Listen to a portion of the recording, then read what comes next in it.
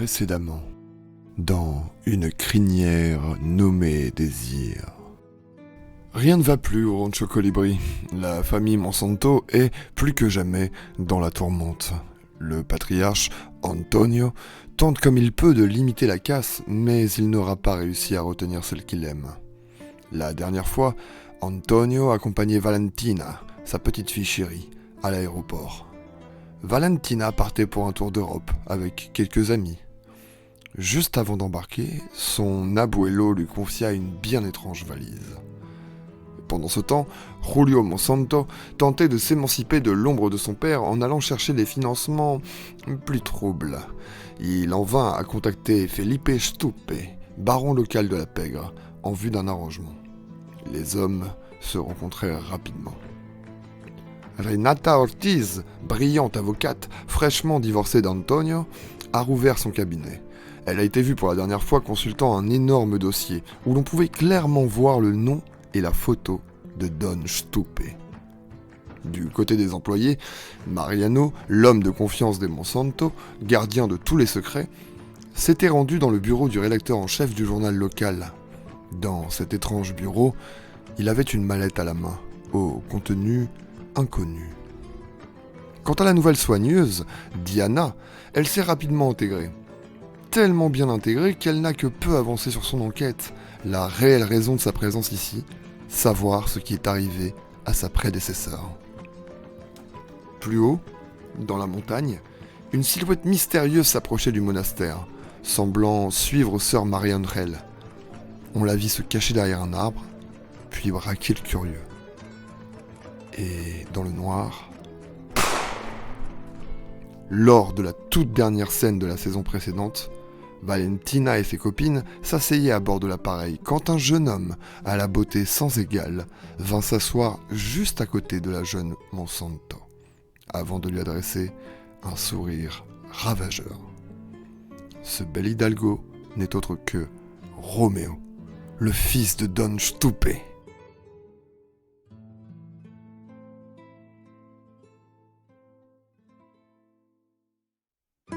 Assis dans son vieux fauteuil de cuir, Antonio Monsanto boit. Il boit pour oublier la femme qui est sur cette photo qu'il tient dans sa main gauche, le portrait de cette femme qui il y a un an, jour pour jour, l'a quitté. Antonio boit beaucoup, pour oublier ou pour avaler cette séparation. D'habitude, c'est toujours lui qui gagne. Quand soudain, quelqu'un frappe à la porte. Entrez. Monsieur ? C'est toi, Mariano. Entre.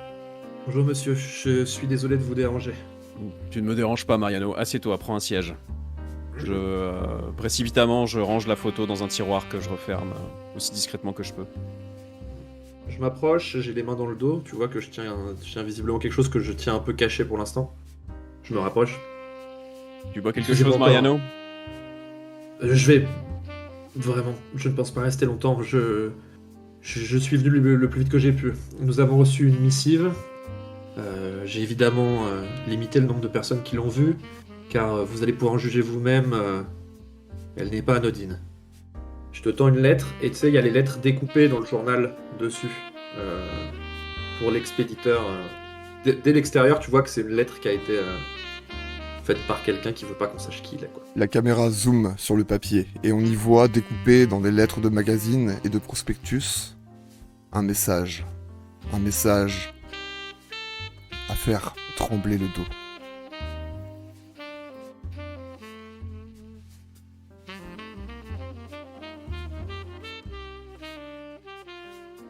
Tu lis sur le papier. Bah, je savais pas, vu que moi je l'ai pas lu, si je devais y aller ou pas. C'est pour ça que je te... Tu l'as lu car le papier n'avait pas d'enveloppe. Ok, d'accord. C'est une lettre qui a été déposée telle quelle, dans la nuit. Ok. Je suis désolé, je n'ai pas pu m'empêcher de la lire, mais... Voilà. Je te tends le papier, et sur ce papier plié en trois, quand tu l'ouvres, tu vois qu'il y a écrit « Nous savons ce qui est arrivé à Carlos, la vérité éclatera bientôt. » Où as-tu trouvé ça ? Ça a été adressé directement au ranch. Je l'ai récupéré ce matin dans la fournée de courrier alors que j'allais chercher du courrier administratif. Il était glissé entre les différentes lettres, ce qui me fait penser que c'est bien le facteur qui l'a déposé. Je sais pas comment ça s'est passé. Est-ce que tu me dis bien toute la vérité, Mariano? Regarde-moi quand je Monsieur. te parle. Antonio Monsieur, toise Mariano de son regard noir. Tant Mariano a l'air sincère et bredouille. Monsieur, dites-moi quoi faire et je m'en occuperai immédiatement. Vous savez très bien que jamais je n'oserais vous tenir à distance d'une information quelconque, à moins que... Je le sais, Mariano. Je sais que tu fais partie des rares personnes en qui je peux faire confiance dans ce ranch. Pourtant, tu ne fais pas partie de la famille, mais je te considère presque comme un de mes neveux. C'est à ce point que tu comptes pour moi, Mariano. Alors au moment, parce que tu as lu et tu as compris comme moi ce que ça implique, quelqu'un est en train d'essayer de nous faire du mal. Et au moment où ça arrivera, j'aurai besoin de toi pour nous aider à défendre ce ranch et cette famille qui est aussi la tienne maintenant. Je serai là, monsieur. Je serai là. Je mets, Mais je mets des petites claques sur le côté du visage en faisant bon petit. C'est bien. là, je fais comme si j'allais partir. Tu vois que je fais quelques pas et puis je me retourne. Monsieur, je m'en veux d'ajouter ça à cet instant, mais j'ai dû prélever dans le fonds d'urgence. Je ne vous embête pas avec les détails. Je sais que c'est une journée très chargée. Sachez que, en tout cas, le fonds d'urgence va devoir être réapprovisionné progressivement. Je suppose que tu avais de bonnes raisons pour le faire. À ce Mais moment-là, j'aime- Antonio, ton téléphone sonne. Il y a cette mélodie que tu aimes tant que tu as mis en sonnerie. Et tu reçois un message. Un MMS pour être précis. Il y a plusieurs photos. Tu y vois ta petite fille chérie. La fille de Carlos.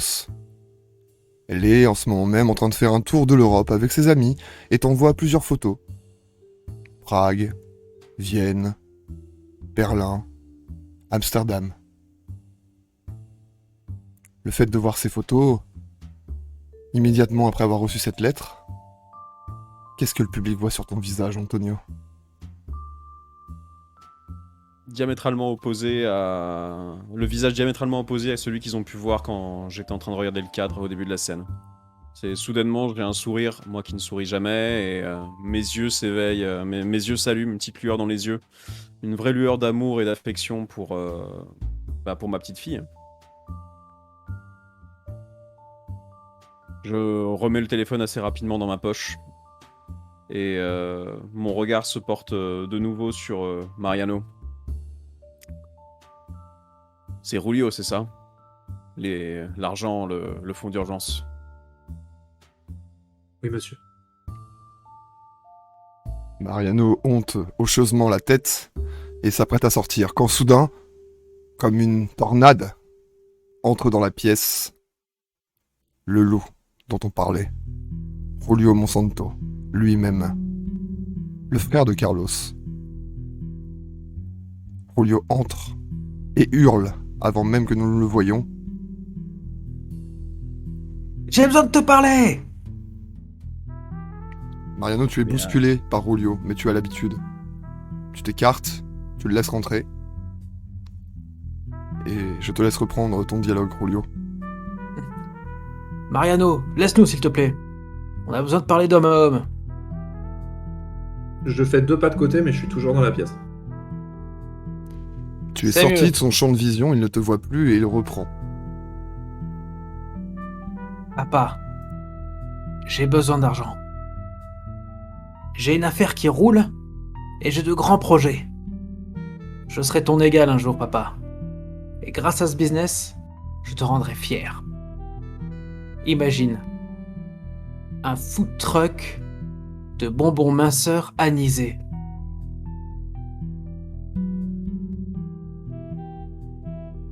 Eh bien, fils, tu aurais pu commencer par bonjour, peut-être déjà en arrivant, mais je suis content de voir que tu n'as pas perdu ton esprit d'entreprise. Ah, pardon, papa, pardon. Je m'approche et je lui fais un bisou sur la joue. Comment vas-tu? Ça me fait plaisir de te voir, Julio Roberto. La caméra a zoomé sur vos deux peaux qui faisaient contact, puis s'est éloignée, dans la moiteur de ce Costa Rica qui vous entoure.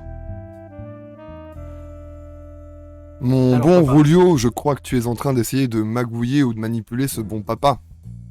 Tu vas donc pouvoir lancer 2d6. À cela, tu vas ajouter ta question à toi. Quelle est-elle, ta question?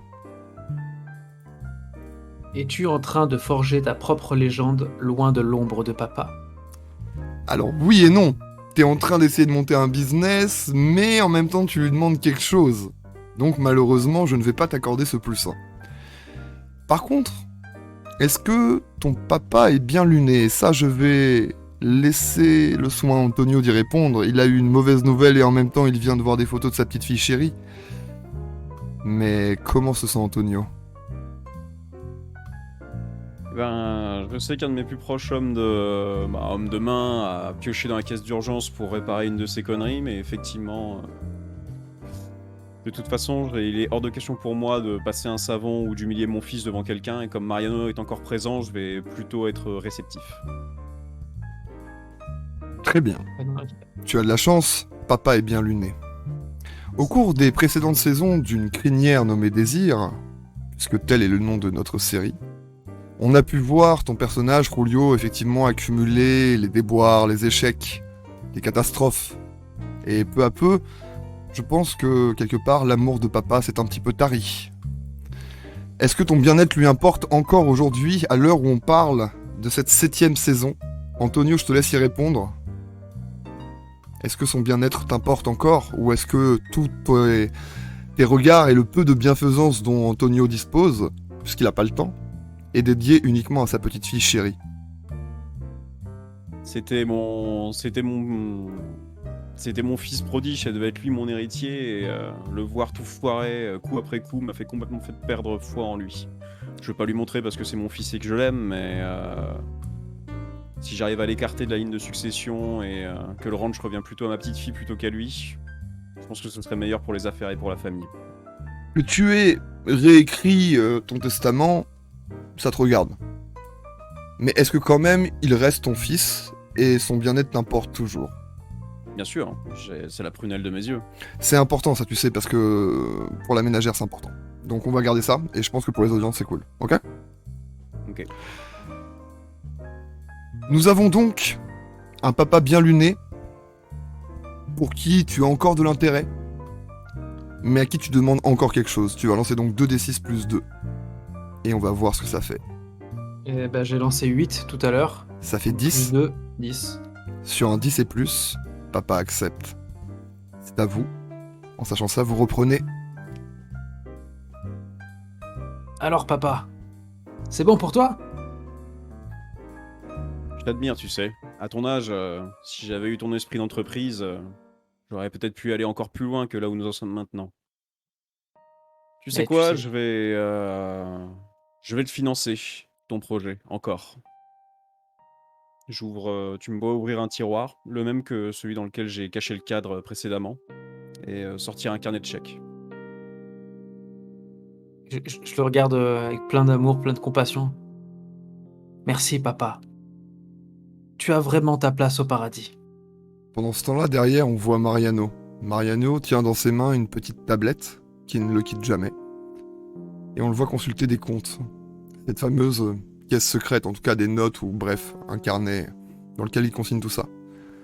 On voit que les dépenses se sont accumulées ces derniers temps et qu'il faudrait bientôt songer à remplir cette caisse noire si on veut pouvoir assumer les petits coups durs de la vie à venir.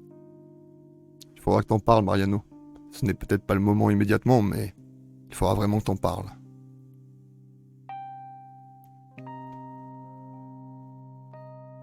Antonio, tu signes ce chèque et la caméra vient par-dessus ton épaule.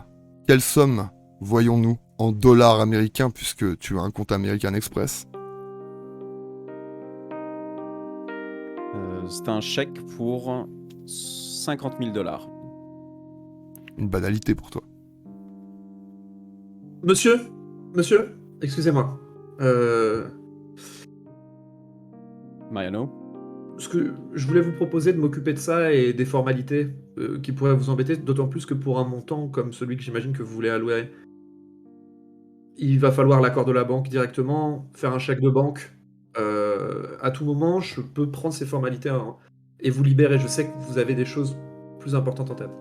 Mariano, je vous demandais de passer dans l'antichambre 2 minutes et de me laisser en tête-à-tête avec mon fils un instant. Très bien, monsieur. Je m'approche et je pose la tablette sur la table avec les comptes. L'onglet bien ouvert, avec, tout à fait. avec des lignes qui brillent en rouge, Ok. etc. Ok, très bien. Je le pose nonchalamment Subtilement, dans son champ de vision, voilà, quelque part sur le bureau, parmi ses dossiers, tu glisses. par là.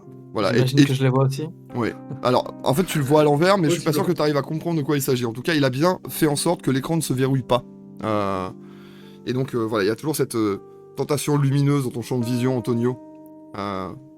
Malgré toi, tu vas y jeter un coup d'œil, parce que tu es quelqu'un de méticuleux et tes affaires sont tout ce que t'as, et sont tout ce que tu es. Ok. Vous êtes à présent seuls, père et fils, dans ce bureau. Et Julio, tu as remarqué la tablette posée par Mariano. Mais tu remarques aussi cet étrange papier avec ses lettres colorées et de tailles différentes. C'est rigolo. Tu l'attrapes. Et c'est à vous. Je rattrape précipitamment le papier des mains de mon fils. Hello, Et papa. Por favor. Et je lui tends le chèque de l'autre main. J'aime beaucoup cette scène. Ok, on a ce plan-là justement où t'as la main sur la feuille au moment où il l'attrape et tu lui tends le chèque. Il y a une petite latence de 2 secondes. Musique de tension. Et ben, je récupère le chèque. Et je le lâche pas en fait. Je le tiens dans ma main assez serré entre mon pouce et mon index. Et ben, moi, je le prends aussi, je tire un peu et je te regarde avec un sourire. Comme ça. Mon fils, Papa, je te fais confiance encore une fois. Parce que je t'aime et que tu es le fruit de mon amour, de moi et de ta mère. mais moi aussi, je t'aime, papa. Seulement, je commence à en avoir un petit peu mal de tes combines et de tes plans à 2 ronds pendero. Alors, ce coup-ci, tu vas brancher ton cerveau. Tu vas réfléchir correctement à ce que tu fais. Et tu ne te retrouves pas à balancer mon argent par les fenêtres avec ce pauvre Mariano qui a récupéré tes conneries derrière ton dos. C'est bien clair ? J'ai un regard perçant. Je me sens meurtri qui me dit ça. Je veux que tu me montres que tu es à la hauteur d'être un Monsanto. Je suis un Monsanto de cœur et de sang, papa. Et Alors à jamais. montre-le-moi. J'arrache le chèque. Tu verras. Ouais. Tu verras. Et fais rentrer Mariano en sortant. Tu te relèves, très digne. Bah. Et tu repars comme un prince vers cette porte avec ce chèque. T'étais venu juste pour ça. Tu vas pas en rajouter, c'est bon, t'as fait du cinéma, il a payé. Quand tu ouvres la porte, Mariano est dans le couloir. Tu ne sais pas s'il a attendu, tu ne sais pas s'il a entendu, tu ne sais pas s'il vient d'arriver. Mais vos regards se croisent, et Mariano voit très bien que dans tes mains tu tiens ce petit chèque. Mariano rentre quand il comprend qu'il est demandé dans la salle et il tend une petite enveloppe au fils. Une petite enveloppe dans laquelle il vient d'écrire un mot, mais sur le moment il dit « Du courrier pour vous, monsieur ». Je l'arrache directement pour qu'il ait pas le temps de faire comme mon père. Comme ça. Je vous souhaite une bonne journée. Ouais. Merci, Mariano. Y a quoi dedans? Je ne sais pas, j'ai reçu ça du service courrier tout à l'heure. Je voulais vous la faire parvenir au plus vite, étant donné que vous étiez là, j'ai fait demander Maria qui est venue avec. Merci, Mariano. Et je le pousse Je un vous peu avec souhaite, l'épaule et je pars. Je vous souhaite une réussite dans vos affaires. Et je rentre Ok. en tournant le dos extrêmement vite et en attendant pas de réponse. Je réponds pas, de toute façon, je suis parti. Ouais. Je rentre dans le bureau d'Antonio. Mariano entre dans le bureau d'Antonio Monsanto. La porte se ferme derrière lui. La caméra reste dans le couloir. Pendant ce temps-là, aux écuries, Diana Amazonas s'occupe des chevaux, comme à son habitude. Elle les a toujours aimés. Elle s'est sentie bien à leur contact depuis la première fois. Et elle a voulu maintenir ce contact toute sa vie. Mais sa présence au Rancho Colibri n'est pas anodine. Elle n'est pas uniquement là pour servir les chevaux. Et la saison dernière, ce personnage est arrivé pour enquêter sur une disparition. Elle a réussi à gagner la confiance des Monsanto, à être employée à leur service, à avoir accès à leurs propriétés et leur carnet d'adresses. Et aujourd'hui, elle oublierait presque la raison qui l'a amenée ici. Diana, on te voit t'occuper des chevaux, les nourrir, les brosser, les monter. Quand soudain, au-dessus de toi, un vent bruissement. Un petit hélicoptère noir, biplace sûrement, assez discret mais néanmoins bruyant, passe, traverse l'espace au-dessus de la propriété et se dirige vers l'intérieur de la jungle. Tu sais que ton patron loue parfois des hélicoptères, il y a un héliport sur le domaine, mais celui-ci ne ressemble à aucun hélicoptère que tu as vu auparavant. Le public voit tes yeux froncés pour essayer de voir, de distinguer ce qui se passe. Est-ce un hélicoptère de la police, de la gendarmerie, de l'armée, des journalistes ou des touristes curieux? Difficile à dire, et on voit ton personnage lancer son cheval au galop pour essayer de voir vers où cet hélicoptère se dirige.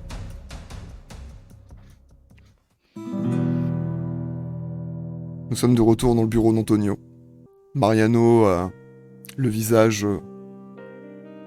Décris-nous ton expression. Je suis Contrit, c'est ça? pas à l'aise avec ce qui s'est passé. Je suis dans une désapprobation qui est mesurée à mon rang et à ma place dans cette pièce, mais qui est manifeste. Quant à toi, Antonio, quel visage arbores-tu pour le public? Je suis un peu désolé de l'avoir viré. Ça se voit pas forcément, mais j'ai l'air d'être.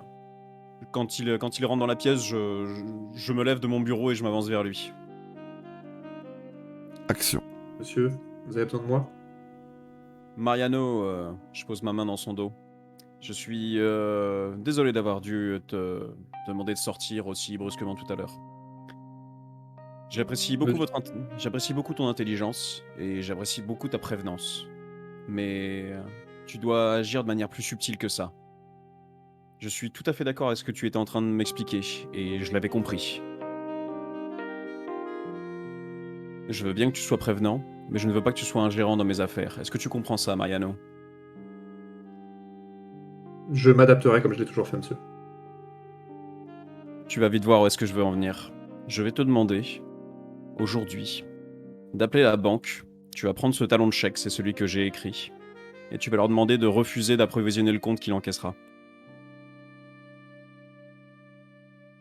Ce sera fait, monsieur. Je Est-ce que prends le talon de chèque et je le mets dans une petite pochette. J'ai une petite pochette en cuir avec les initiales du ranch dessus. Petite pochette que j'ai toujours à la main. Je la sors. La tablette était dedans tout à l'heure. Et je glisse le talon de chèque à l'intérieur. Tu vois où je veux en venir, Mariano? Je Subtilité, vois bien. finesse, moins Écoutez, direct. monsieur. Gérons les choses dans la douceur, en sous-main, sans conflit. Et toujours dans l'intérêt du ranch et de la famille. J'ai encore tellement à apprendre. Merci. Je lui remets 2 petites claques sur le côté du visage.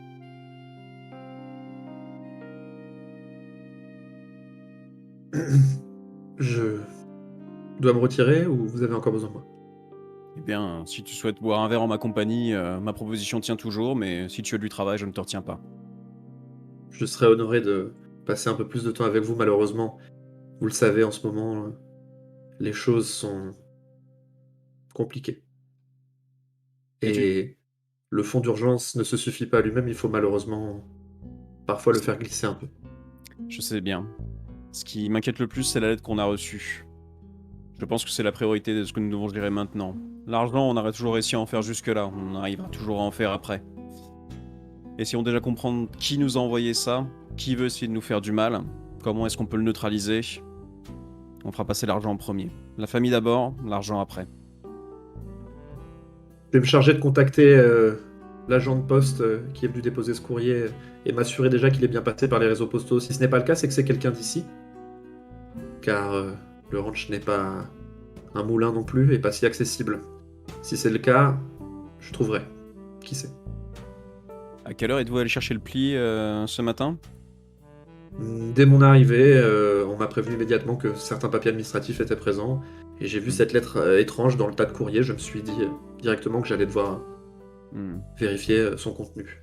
Ce matin, qui était... avez-vous remarqué peut-être, je ne sais pas, un personnel du ranch qui n'était pas arrivé à ce moment-là ou... Là, je n'ai pas eu de réprimande à faire, ni d'appel désagréable. Vraiment, que ce soit Diana était déjà avec les chevaux, toute la partie restauration était déjà présente, le service courrier et conciergerie était là. Non, je pense vraiment que personne ne manquait à l'appel. Très bien. Je vous laisse mener votre investigation de votre côté, le plus discrètement possible. Je vous fais confiance, Mariano. Et n'oubliez Merci, pas non monsieur. plus pour le talon de chèque. Merci. Je vais m'y rendre de ce pas. Autant que cette affaire soit réglée très vite, car je pense que notre faculté à annuler ce chèque rapidement sera primordiale, tant l'envie de votre fils de l'encaisser rapidement avait l'air grande. Et tout aussi primordial qu'il ne sache pas que cette manœuvre vienne de moi. Ce sera le cas. Très bien. Votre- Vous disposez, Mariano. Votre discussion est soudainement interrompue par la tablette qui se met à retentir et à sonner. Une alarme s'affiche à l'écran. Traitement anti-cholestérol, monsieur Monsanto. J'efface l'alarme je fais glisser pour que ça s'éteigne. Et je vais vers le fond de la pièce et j'ouvre juste le placard et je dis rien. C'est l'endroit où il y a son traitement.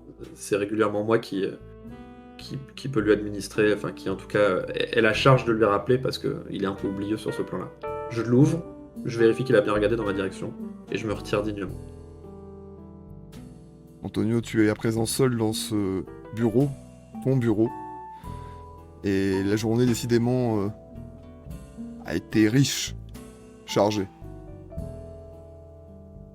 Ton traitement, est-ce que tu le prends? D'habitude, Non, je m'av- et aujourd'hui précisément. Non, je m'avance vers le cabinet qu'il a ouvert. Je le referme avec un petit rictus.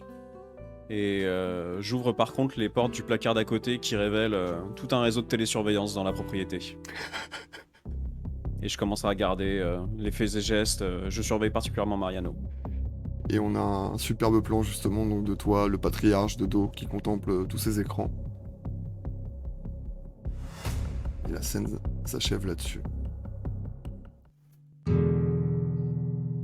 Nous voyons Diana qui revient de cette balade. Elle a l'air perturbée, en tout cas pensive. Diana, tu approches des écuries. Tu es descendu de ton cheval, tu le tiens par la bride. Mais il y a cette clameur, ces bruits étranges qui te proviennent justement de l'étable et des écuries. On entend au loin des bruits de coups, des injures, enfin, qu'est-ce qu'on entend? Je me précipite du coup pour ramener enfin plutôt attacher mon cheval actuellement au cas où il y a un problème là-bas pour qu'il soit. Qu'est-ce qu'il hors fout le de perchman là? problème. On peut avoir le son de l'écurie s'il vous plaît? Qu'est-ce qui se passe là? Et je me rends dans l'écurie après avoir attaché Mariposa à mon cheval. Vous soyez là, Comics Remes! Arrête! Et qu'est-ce qu'il est con ce cheval, il est sale! Une voix que le public connaît très bien semble s'en prendre à l'un des protégés de Diana, un cheval nommé Comic San MS. Cette voix, c'est celle de Julio, le fils des Monsanto, l'héritier de la famille. Et maintenant, la caméra bascule sur toi, Julio, tu es à l'intérieur de ce box avec ce cheval magnifique. Et qu'est-ce que tu es en train de lui faire? Allez, je donne du foin. Allez, mais mange-moi cette paille, sinon je te fais bouffer du pavot, je te promets. Puis j'essaie de le pousser comme ça pour qu'il mange. Il veut pas manger. Ah, tu veux pas manger, hein? Je le prends par les morts et je tire un coup pour sortir et dire bah on va faire une balade, t'auras rien dans le ventre, ce sera bien fait pour toi. Et au moment où tu sors, tu tournes la tête sur ta droite et il y a le visage de Diana, rouge de colère, les yeux noirs, le regard sombre. Diana, qu'est-ce que tu lui dis à cet homme qui est en train de secouer ce cheval en tous les sens comme si c'était un bébé? Seigneur Monsanto, bonjour. Hmm. Permettez-vous- Bonjour. M'excusez-moi, mais votre cheval comique, et il n'est pas en état de sortir pour le moment, et il a été blessé récemment et il est toujours en soins. Je ne pense pas qu'il soit judicieux que vous puissiez l'emmener en balade dans son état.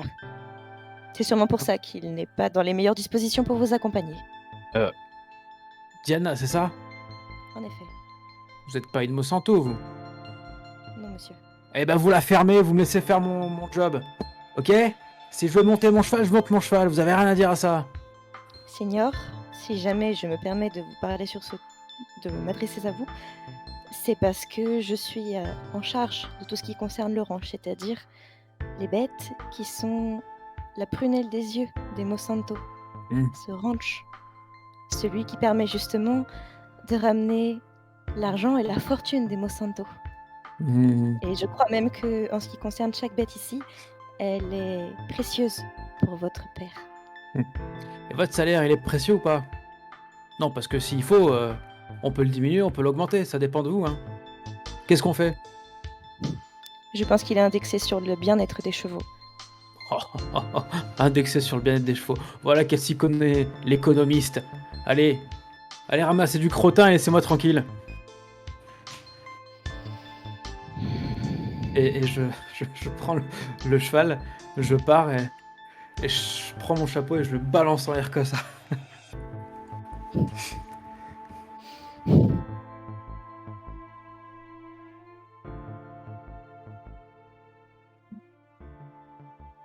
Et en fait, genre, je vais pour le ramasser, et en un dernier geste, je le jette dans un tas de fumier, enfin, dans un tas de crottin plus loin. Et je m'en vais. Au plan suivant, on verra le chapeau de Julio piétiné par le coq au sommet de la pile de fumée.